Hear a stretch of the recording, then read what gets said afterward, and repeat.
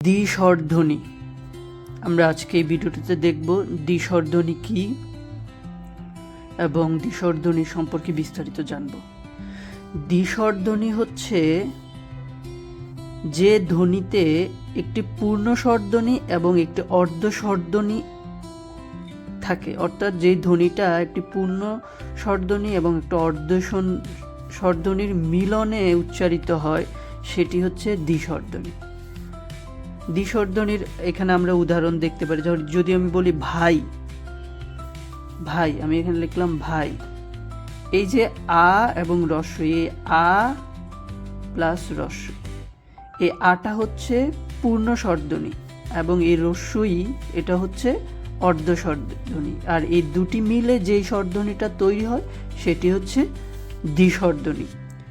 দ্বিস্বরধ্বনির নির্দিষ্ট কোনো বর্ণ বা চিহ্ন না থাকলেও দুটি বর্ণ আছে বা চিহ্ন আছে, একটা হচ্ছে ওই আর একটা হচ্ছে ও।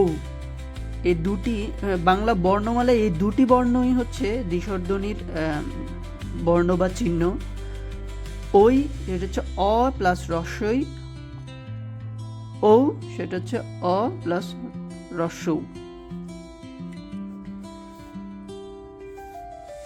এখানে পূর্ণ স্বরধ্বনি এবং অর্ধ স্বরধ্বনি সম্পর্কে কোনো প্রশ্ন থাকতে পারে। পূর্ণ স্বরধ্বনি হচ্ছে যে স্বরধ্বনিগুলো সরাসরি স্বাধীনভাবে উচ্চারিত হয় সেগুলো, এবং অর্ধ স্বরধ্বনি হচ্ছে সেই ধ্বনিগুলো যেগুলো স্বাধীনভাবে উচ্চারিত হয় না। অর্ধ স্বরধ্বনি 4টি: রস্বই, রস্বাউ, এ, উ। আর পূর্ণ স্বরধ্বনি হচ্ছে 7টি। পূর্ণ স্বরধ্বনি বললাম আগেই যে পূর্ণ স্বরধ্বনি হচ্ছে স্বাধীনভাবে উচ্চারিত হয়। যদি আমি বলি আম, এখানে আ এটি স্বাধীনভাবে উচ্চারিত হচ্ছে, এর সাথে কোনো ধ্বনি নেই, তাই এটি হচ্ছে পূর্ণ স্বরধ্বনি।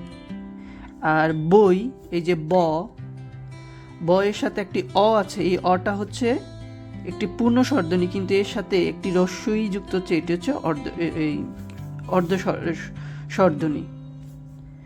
আশা করি দ্বিস্বরধ্বনি সম্পর্কে আপনারা এই ভিডিওটি থেকে একটি ধারণা পাবেন এবং উত্তর করতে। এখানে গুরুত্বপূর্ণ আমি বলি, সবচেয়ে গুরুত্বপূর্ণ তথ্য হচ্ছে দ্বিস্বরধ্বনি গঠিত হচ্ছে একটি পূর্ণ স্বরধ্বনি এবং একটি অর্ধ স্বরধ্বনির মিলনে, এবং দ্বিস্বরধ্বনির দুটি চিহ্ন বা বর্ণ আছে, একটা হচ্ছে ওই আর একটা হচ্ছে ও। এই দ্বিস্বরধ্বনির যে ওইটি, এটি হচ্ছে অ এবং রস্বই মিলে এটি আসে অনেক সময়, এবং ও যেটি সেটা হচ্ছে অ এবং রস্বউ। এই দুইটিতে এই দুইটা প্রশ্ন প্রায় পরীক্ষায় আসে। অনেক সময় আসে অর্ধ স্বরধ্বনি কয়টি, অর্ধ স্বরধ্বনি হচ্ছে 4টি। অনেক সময় আসে পূর্ণ স্বরধ্বনি কয়টি, পূর্ণ স্বরধ্বনি হচ্ছে 7টি। আশা করি এই ভিডিওর মাধ্যমে এই বিষয়টা থেকে প্রশ্ন আসলে আপনারা উত্তর করতে পারবেন। ধন্যবাদ সবাইকে। আপনাদের কোনো জানার থাকলে আপনারা কমেন্টস করে জানাতে পারেন, কোনো পরামর্শ থাকলে সেটি দিতে পারেন, কোনো ভুল ত্রুটি থাকলে সেটি কমেন্টসে এসে আমাকে জানাতে পারেন, আমি যেন সেটি সংশোধন করতে পারি। ধন্যবাদ সবাইকে।